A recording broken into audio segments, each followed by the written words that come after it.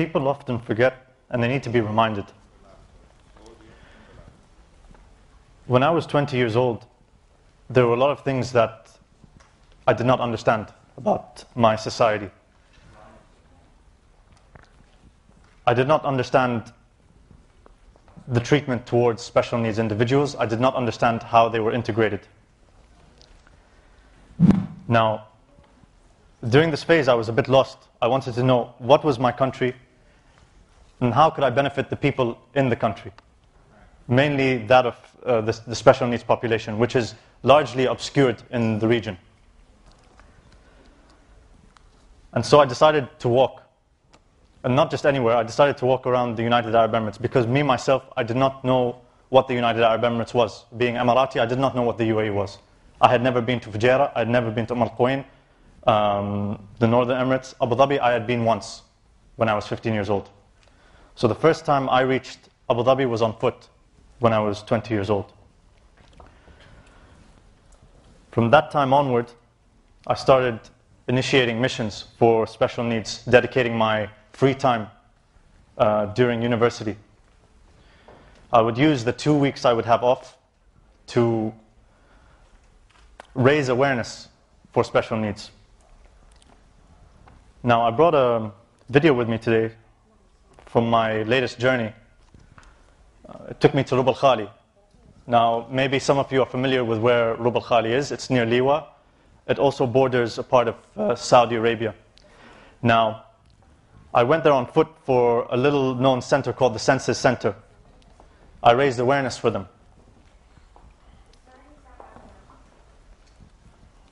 I'd like to introduce you to the video.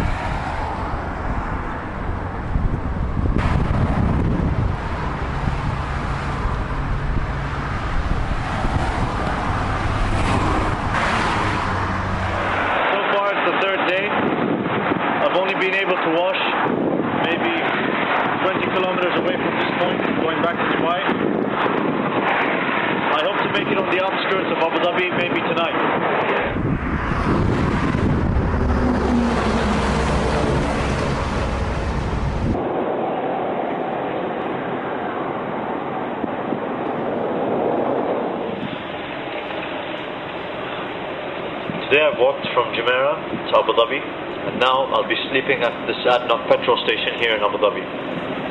I believe I've walked a total of 70 kilometers today, and I'll be heading out tomorrow at 5 o'clock.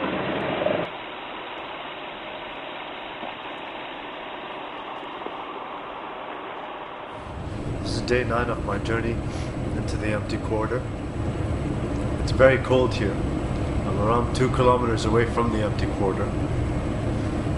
So far I've walked around 550 kilometers. I've got another 100 kilometers to go until I reach the empty quarter. During my journey I've been poisoned and I've gotten sick because I've passed through very dusty places. So far the journey has been quite difficult. I hope to finish in around 4 to 5 days from now.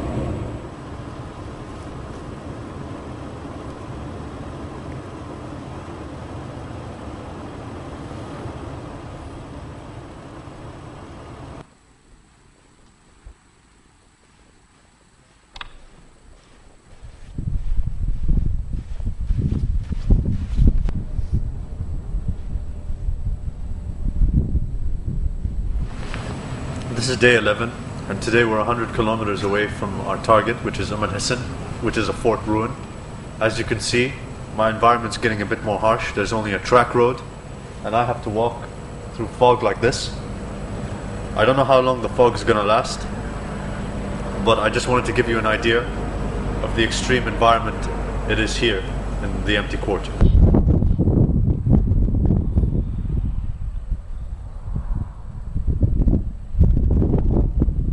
This is day 12 and I've reached the empty quarter. I've walked a total of 500 kilometers. Right now, the sun's setting. I've climbed a few dunes and I've gone through a few of the dunes. It's been a remarkable experience for me. I've walked a long way. Tomorrow I'll be headed to Hisn to complete my journey.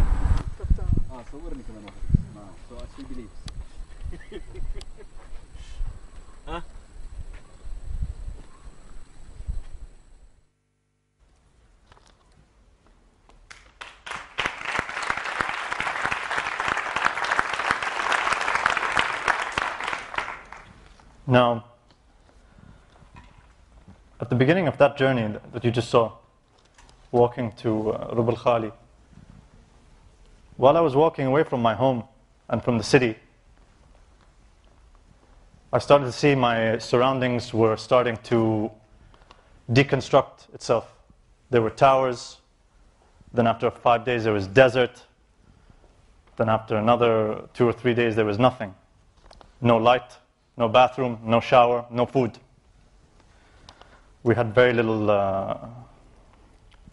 supplies left.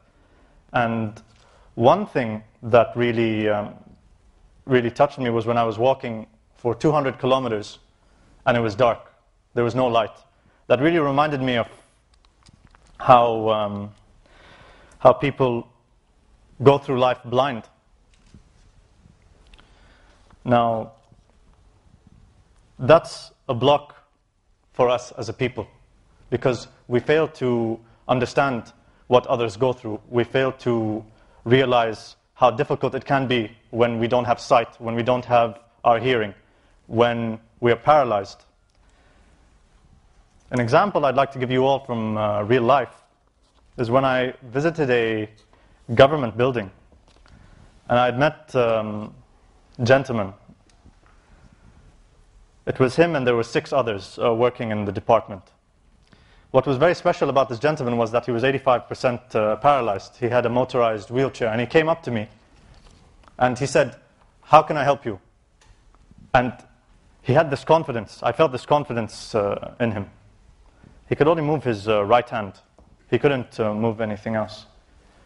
And that got me thinking, how does this person cope with waking up? That's a challenge. How does he cope with going to the bathroom? That is a challenge, isn't it? Waking up, 85% of your body is paralyzed. How does he do that every day? When I went to Rub al-Khali, it took 2 weeks of my time. Maybe I can feel a little bit of what he feels, but this person is going through that every day.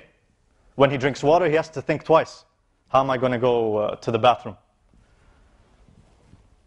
Unlike the rest of the people in that department, he took my papers and he was racing from place to place in his wheelchair, up and down. Polite, mannerism.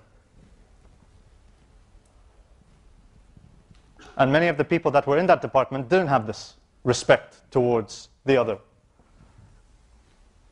It's very easy for them to go to the bathroom, very easy for them to wake up and go to work. There's no challenge there. They get out of the bed, they go to the bathroom, take a shower. But when I saw this person, I saw a little bit of a reflection of what I went through, the challenges I went through. There was a connection between me and this person who is challenged in everyday life. The real treasure, and this is from my personal view and perception, the real treasure in our society in the United Arab Emirates are the special needs people.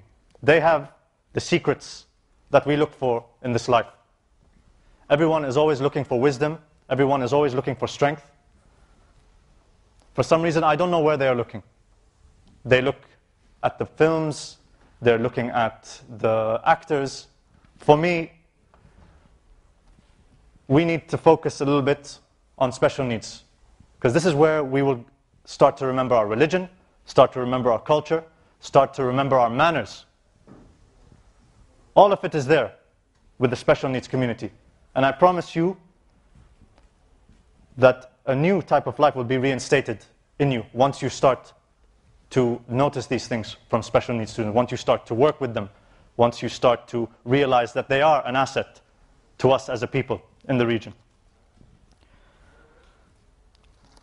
Ladies and gentlemen, thank you so much for having me.